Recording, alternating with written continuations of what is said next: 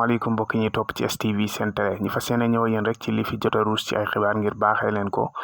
président Bassirou Diomaye Faye tey jii nag continué ni di def li nga xam ne mooy nomination yi nga xam ne mu ngi ko doon def waaye la temps loolu ñuy ñëw di ci yaatal rek dañuy wax ci taw yi nga xam ne jot naa wàcc fii ci Kaffrine ba dugal yenn quartier yi wala boog yenn kër yi ci ay jafe-jafe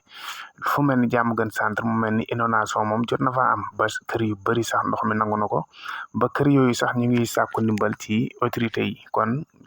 autorité yi loolu luñ mën rek ci taxawu leen parce que nag nawet bi dafay soog a door te nag ñu ngi ci jafe-jafe bu baax a baax a baax ñu ñëw yéen rek ci li nga xam ne mooy nomination yi nga xam ne président Bassirou Diomaye Faye mu ngi koy def jamono yi ñu toll nii ñu dooree ko ki nga xam ne mooy Ousmane Diagne nag mu mel ni moom lañ nommé tey jii nii mu jiite conseil d'administration du FERA moom daal tey jii nommé nañ ko mu nekk président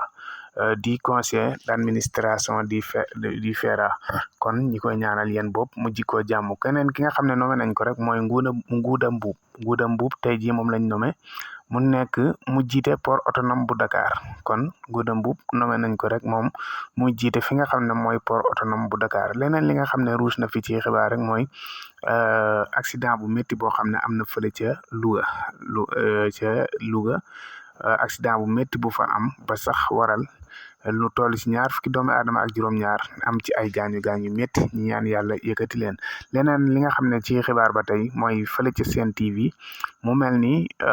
télé boobu da commencé nañ nekk ci ay jafe-jafe wala boo commencé nañ di am jafe-jafe ci ñenn seen emploi ñu fay liggéeyee